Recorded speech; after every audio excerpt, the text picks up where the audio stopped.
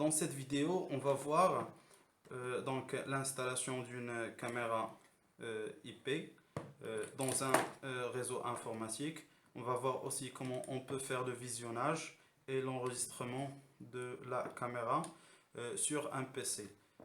Par exemple, si on n'a pas un NVR, qui est le numérique video recorder, ou bien un DVR hybride de type XVR, donc pour pouvoir enregistrer et visionner la caméra et qu'on veut l'utiliser uniquement dans le réseau informatique. Alors dans cet exemple, on va prendre le routeur et le panneau de brassage qui sont dans un local technique et qu'on veut installer la caméra dans un bureau avec l'utilisation de prises informatiques. Alors, ce qu'il faut savoir sur les caméras IP, c'est qu'il y a des caméras qui intègrent la fonctionnalité PoE, donc Power over Ethernet, qui permet de faire circuler, qui permet d'être alimenté par un switch PoE.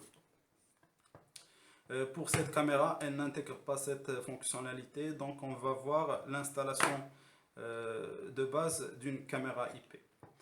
Pour ce faire, on a besoin de ces injecteurs. Ces injecteurs, ils nous permettent d'avoir les données informatiques sur la prise RJ45 et de faire passer également l'alimentation à la caméra depuis une prise d'alimentation femelle. Alors, pour commencer, on va brancher notre injecteur, donc la partie réseau, sur le routeur, donc dans le local technique, et on va brancher bien sûr notre alimentation avec un chargeur de 12 volts. Donc dans cette partie, on va prendre un câble informatique normal qu'on va brancher directement sur notre panneau de brassage, donc sur le port qu'on veut récupérer dans le bureau. Dans la partie bureau, on va avoir besoin aussi d'un câble informatique pour le brancher sur le port. Et bien sûr, on aura besoin d'un autre injecteur pour récupérer l'alimentation et les données informatiques. Pour cet injecteur, j'ai pas trouvé un injecteur avec une prise mâle pour le brancher sur la caméra, mais j'ai pu bricoler un petit câble comme ça et ça fera l'affaire. Alors dans cette partie là, je vais brancher mon câble dans l'autre injecteur et ensuite je peux brancher mon injecteur sur la caméra. Et voilà, on peut rassembler le branchement. Et voilà notre caméra qui est bien branchée. On peut voir ici les LED infrarouges qui sont allumés. Donc pour une installation externe par exemple, si on a un câble qui passe directement depuis le local technique à une installation extérieure, on peut directement prendre notre câble et le brancher sur l'injecteur au niveau du local technique et brancher le câble aussi directement sur l'injecteur au niveau du point d'installation, donc pour avoir notre caméra qui fonctionne très bien. Voilà, si on cache, on peut voir les LED infrarouges. Donc je vais revenir à mon installation initiale, donc là sur le port 16, je vais brancher ça pour avoir mon PC et voilà mon branchement qui est bien fait. Maintenant on va passer sur notre PC pour voir la caméra branchée.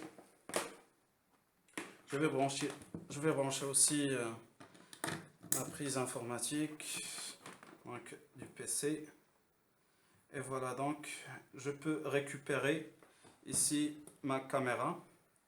Donc je montre mon adresse IP .1.47. Je vais lancer en premier temps un petit ping sur la caméra. Donc la caméra elle fonctionne.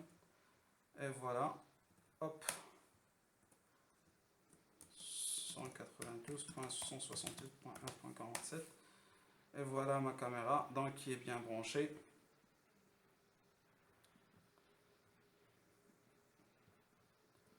sur le réseau. Donc je vais entrer mon nom d'utilisateur et mon mot de passe. Et voilà la caméra qui est bien branchée. Donc ici je peux régler donc la date. Voilà. Donc, je règle la date en premier temps pour pouvoir visionner après les enregistrements sur la date actuelle. Donc après ça, on va passer donc à la partie VMS ou bien la partie enregistrement de la caméra IP et visionnage des enregistrements sur les...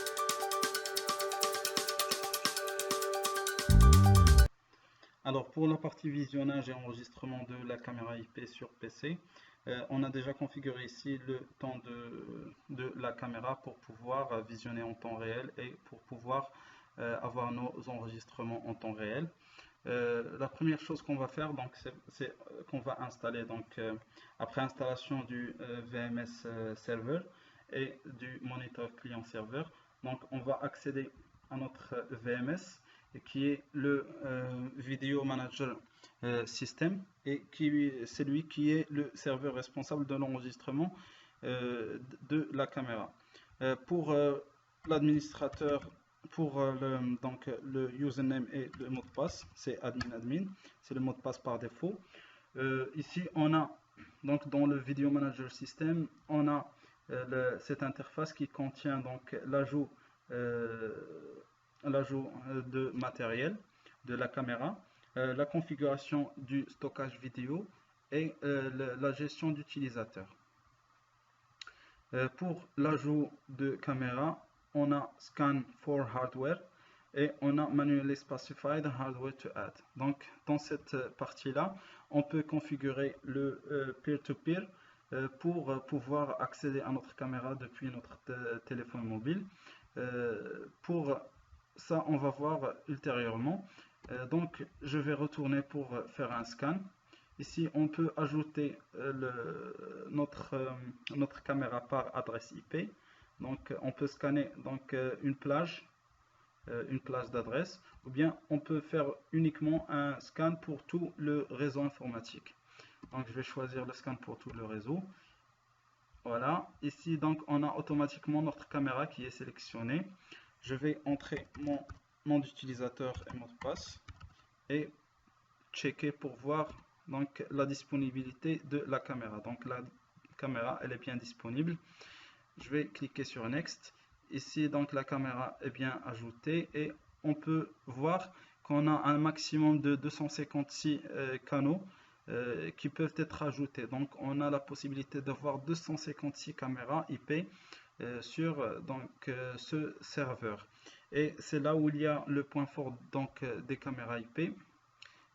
C'est que la caméra IP elle nous permet d'avoir une vidéo qui est numérique, contrairement aux caméras analogiques qui génèrent des signaux analogiques qui les transmettent au DVR et qui par la suite le DVR numérise ces signaux pour nous donner une image. Et dans cette opération là on a une grande perte de la qualité de l'image, contrairement aux caméras IP qui permettent de transmettre directement un signal numérique donc au PC ou à l'NVR qui permet de garder toute l'image transmise. Pour la partie configuration donc du stockage vidéo, on peut voir aussi ici notre caméra. Donc voilà. Pour cette partie, on peut changer donc le nom de la caméra. On va la nommer Cam 1. Dans le Recording Setting, on a la possibilité de faire des enregistrements donc par intervalle de temps ou par détection de mouvement, ou bien faire un enregistrement continu. Dans cette partie, on peut spécifier donc le dossier où on peut mettre les enregistrements du serveur. Donc moi j'ai fait ici un dossier pour pouvoir voir par la suite donc comment le serveur fait les enregistrements. Voilà, et je clique sur OK. Je clique sur Next. Voilà, il me rappelle donc la configuration que j'ai entrée. Voilà, et Finish. Pour la partie management donc des utilisateurs, je vais ici ajouter un autre utilisateur, donc à qui je vais donner donc les droits d'administrateur. Et voilà mon utilisateur qui est bien ajouté.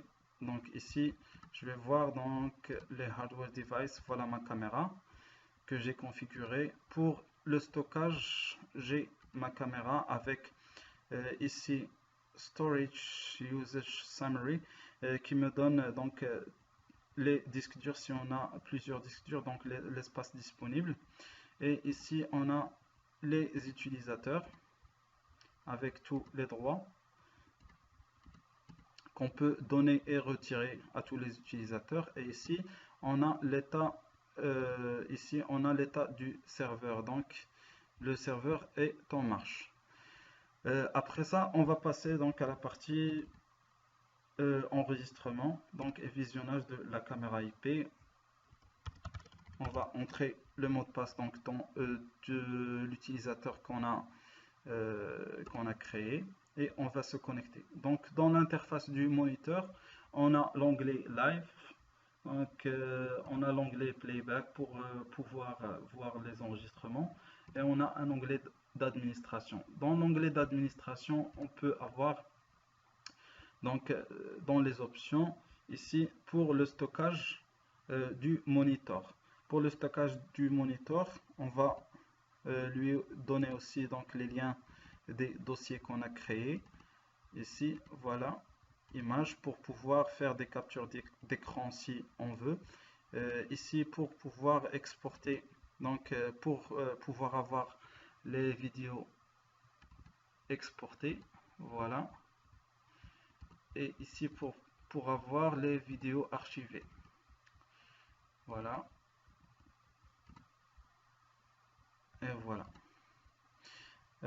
Donc après ça, on va pouvoir donc voir notre caméra en live. Donc ce qu'on peut faire ici, donc dans cet onglet layout, on a la possibilité d'avoir, donc comme on a dit, jusqu'à 256 caméras. On peut les visionner. Dans ce cas, j'ai qu'une seule caméra, donc je vais slider ma caméra pour pouvoir donc récupérer l'image. Alors ici, j'ai récupéré mon image avec mon temps réel. Je vais passer donc après ça, avant ça, on va voir donc qu'ici on peut donc manipuler, faire des zooms sur notre caméra.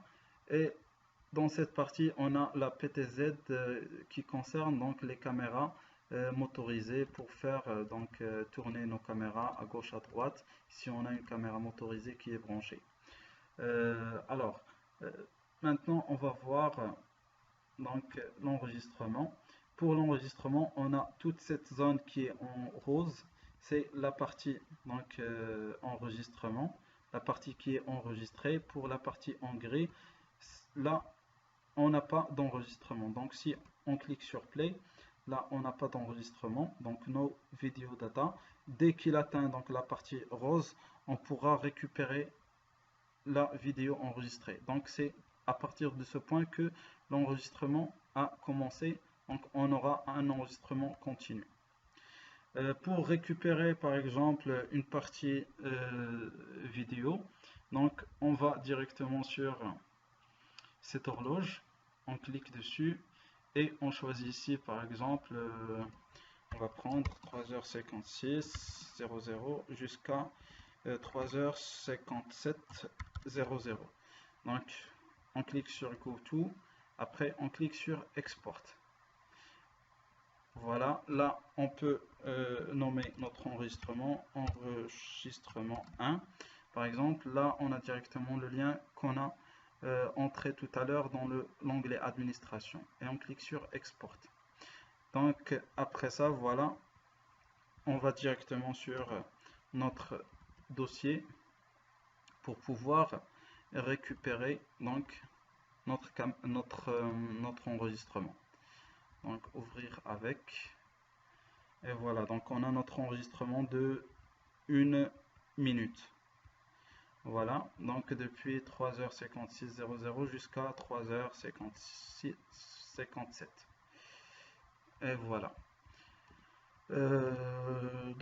Si on veut faire aussi une capture d'écran, on n'a qu'à cliquer sur Snapchat et après on peut aller directement sur notre dossier et récupérer notre image donc, de Snapchat. Et voilà. Pour cette partie, la partie configuration et visionnage, c'est tout ce qu'il y a à presque c'est tout ce qu'il y a à savoir. J'espère qu'on aura le temps de voir la partie configuration sur téléphone mobile pour accès à distance. Jusqu'à ce, je vous dis à très bientôt et au revoir.